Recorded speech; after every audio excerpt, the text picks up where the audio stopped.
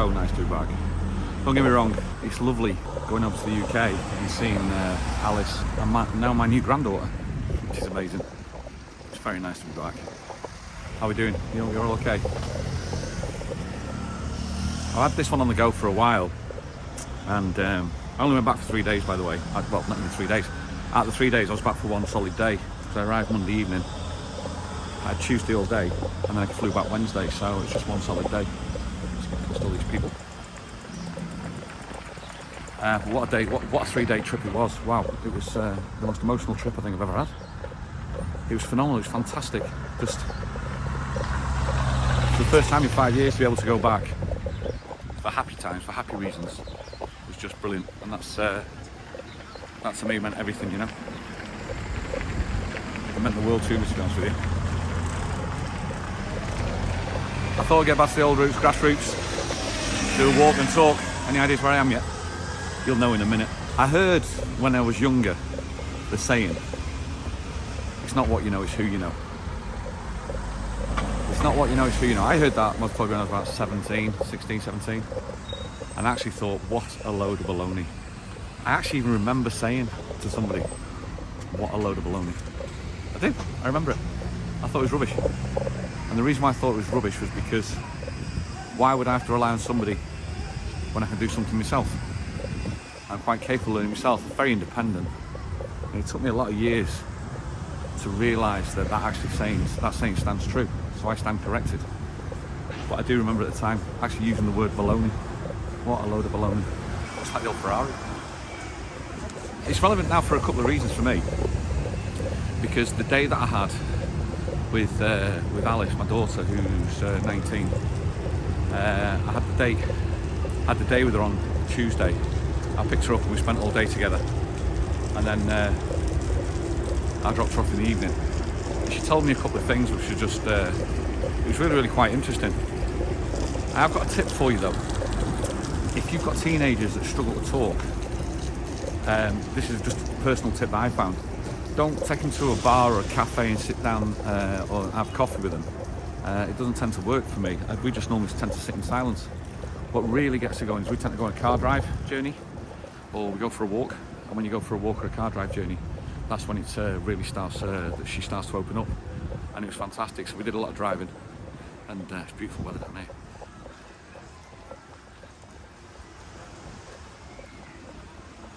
Maybe my phone doesn't miss you, got me back, I saw him walking up.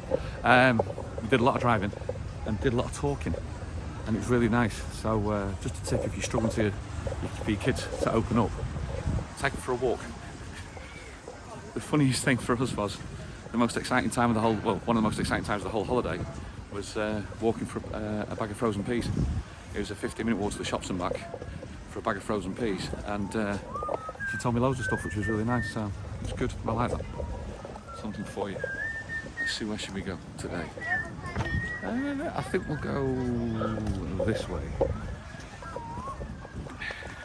While we were in the car, she was telling me how her world almost collapsed on her last week, because she's the gamer, she lives her world. She's lived on a computer since the age of 7, and her friends are all over the world. She's got people in Germany, New Zealand that she games with.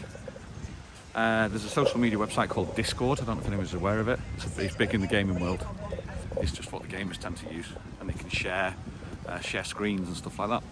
So anyway, her setup is quite intricate, that she's got at home with the computer, with the microphones, with this monitor. It's all top of the, state-of-the-art stuff that she's saved up over the years and bought. And it all came crashing down about a week ago because she knocked the table with a chair, which made the screen fall over, which made the microphone fall over. It bent one of the wires. She's had 4 wires, tried to fix it, it's not fixed. And she's having an absolute nightmare because obviously all her audio was gone. She was literally at her wit's end. She was trying to fix it. Apparently her mum and her gran said, why don't we take it to a computer shop? And she said, well, I want to try and fix it first myself before we do anything. So funnily enough, what she did then was she went into the community, her community, on Discord, and put the shout out there, the help out there. Is there anybody out there that can help us with this? And this is where it's not what you know but who you know comes into effect, because about 4 different people on the community reached out to her. One of them is actually a computer engineer, and he said, well, I'm at work at the moment, wait until after work, and I'll give you a call. So the moment the work finished, he got on the phone to her. Within about half an hour of fact checking and doing stuff all like that, you know what I mean, fact checking, he no, was it fact checking? Problem solving. You go through a certain list of stuff. They found what the root of the problem was, and they solved it, which was fantastic. And that's just like, you don't realise some of the people that you know in your community and how they can help you in certain times. It's that thing in the UK where people just walk around with a boombox. It's weird, isn't it?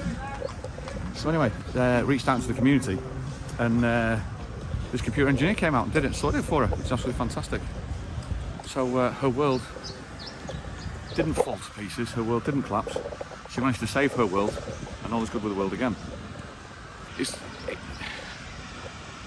It's weird that she's got this community that we don't know about. She's perfectly safe, but we don't know about, with all these, you know, these people with clever connections who can help out. Obviously, she's a student, she's university age, so she knows a lot of people from universities, let's say, who are uni students as well, like-minded, yet, you know, studying different stuff. So that'll hold her in good stead later on in the future.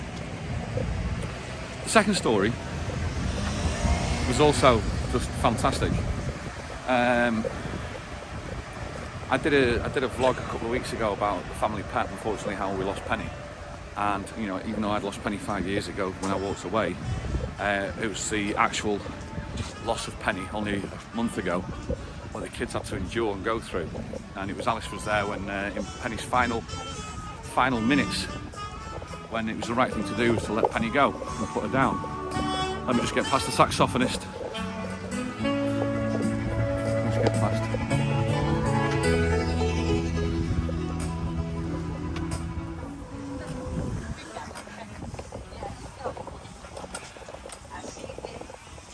So when I picked her up on Tuesday, she said to me, she goes, I want, can we go for a tattoo? She, you know, when your kids are 19, you go, yeah, sure, no problem, you're not going to say no, are you? She's old enough to decide. And I said, what do you want? She wanted a surprise. I went, well, just make sure that what you're getting is poignant. Please don't, you're not putting a portrait of me on you, are you? She's like, no. So, just make sure it's poignant and it means something to you. And she went, yeah, it does. I went, right, okay, that's fine then, no problem at all. Let's, you know, go and get a tattoo. So I said, where do you want to go? She said, I want to go into Newcastle, this place in Newcastle. I'd never heard of it. But she said all her friends go there. That's where they get theirs done. Because obviously it's that sort of age now, and it's more the norm. It's more the norm now for kids to get tattoos. Is that Med Palace? Yeah, I think it is. I think that's the Med Palace getting done. So that was part of the driving in there and the talking. She told me about the computer. So what she then told me when she turned up for the tattoo, I pretty much worked it out by then. She wanted it on a forearm. It's only about that big on a forearm. And I tell you what, I'm going to go a different way actually because of the Med Palace. You're going to have a look. She went in there and I went, it's to do with Penny, innit? And she went, yeah. I went, show me then. So what happened was she had when Penny passed, she paid extra to get a 3D paw print of Penny done, which they did for her, and sent it through a couple of weeks later to her. And she had that, and she went into the tattoo place last week, and she said to the tattooist, she says, can you do a 3D, you know, can you do a tattoo of this? And they actually said no. And I think the reason being is because these days the tattoo artists now, it's a lot more commercial. It's not, I think the skill of the tattoo artist might not be the same, I don't know. But the guy doing the design and the guy doing the tattoo were two different people, and the guy doing the design was a bit more of a kid. I think that might be the reason why they said no. So what she did then was she came away and she went back into her community and she went, look, is there anybody there in the community who can turn this 3D image into a 2D graphic so that the tattoo artist can actually then get the transfer for it so we can get it sorted? One of the people in the community studying graphic design. He went, yeah, give it me. So she sent it through to him, and he sent back the first version. This one came back, and after that, the pool's been done here. Let's have a quick look. This is how we're up to with the Med. Right? If anybody staying at the Med Palace, that's what it's looking. That's what it's looking like at the moment. Still a bit of a building site going on in the pool area. Massive pool in that. big, isn't it? A lot of banging going on. So the graphic designer sent back the first one. Alice was like, no, because I think she remembers that the print was actually maybe scraped across the bottom. She said that's not quite what it was. It was actually more like this. So she sent back something, you know, butchered the drawing, and backwards and forwards. And eventually they came up with this template, which was what Alice is happy with. Alice then says, okay, now we've got the footprint. Penny also had she was a brown and white dog, like a tan and white dog. And on one of the tan parts, she actually had a white pattern, which is almost like a love heart, like a jagged heart. And that was on the back, just near the butt area. And she wanted that incorporated into the tattoo as well. So with those two together, she managed to put them together, and the graphic designer managed to conjure up this. And at the end of it, the end result is now that she's got herself a tattoo, which she ends up taking. I end up going to town with her, and she got it done. And as she was doing it, she was silent. We said it'll only take about 20-25 minutes, so I just sat with her. And then the moment she finished it, the moment it got finished, Alice just burst into tears. Just absolutely burst into tears. And the reason why she weighed it on her forearm was because when it was time for Penny to go, that was where Penny's head was when the vet was putting Penny to sleep, and that's why she weighed it there. So I had a lot of tears this week, a lot of tears from me, fully enough. And I'm not really one of those teary type of people, but I had a lot of tears. It was nice moments, absolutely nice moments. But again, that was all done due to the power of the community, which is just, you know, once again, it shows you it's not what you know, it's who you know that have managed to sort that out for her, because I wouldn't know what to do with it. So reaching into other communities does help, you know. I've got a mate of mine who's here for 3 months at the moment, who's very, very high up in the car industry. He's so high up, in the end though, what he decided to do was to leave the car industry and sort his own recruitment business out, because he knows that many people. And now he's working his own recruitment business, times his own, and everybody comes to him in the motor industry looking for personnel to fill the roles because of who he knows, you know. It's weird. I actually wish when I was younger I'd learned that lesson. It's not what you know, it's who you know. Because there's nothing wrong with leaning on people to help you in times of need when there's stuff that you can't do. And it makes people a lot stronger. Certainly found that out with me and Shelley, that's for sure. It's made us a lot stronger for it. So there's a couple of stories there. I'm sure I must have forgotten something else, which I'll come back to in a minute. But in the meantime, enjoy the rest of your day. Pretty, innit? It's nice to be home. It's really nice to be home. See you on the next one, guys. All the best. Ta-ra.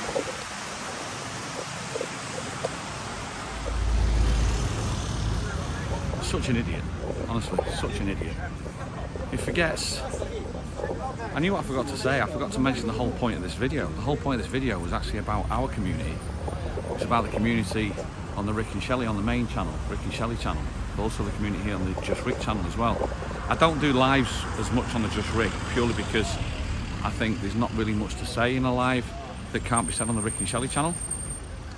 But the community that we get with the comments that you'll tend to put below is, as always mentioned, is phenomenal. And you know, you get to know people on certain levels. There's certain people, names that I look out for, that you know, I respect what your actual comments mean. I actually respect the comments that you put down there, and actually take advice from them as well. So even though I haven't met you, even though you can physically say I don't know you, I feel like I do. So building up a circle of connections is actually what it's all about. And that's more or less what I was trying to say in this one today.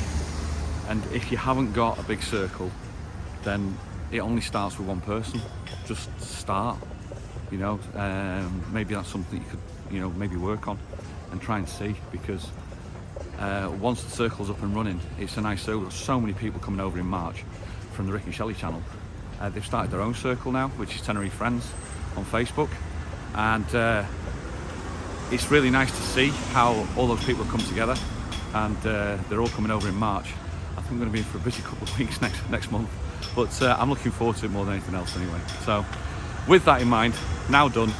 I'm an idiot, I know. Enjoy your day, and I'll see you on the next one. Cheers guys. Don't forget to subscribe if you haven't already done, because we appreciate it. And also you might want to check this video out next, because I thought it was quite a decent one myself if you've not already seen it. All right, see you in the next one. Thanks a lot. Cheers.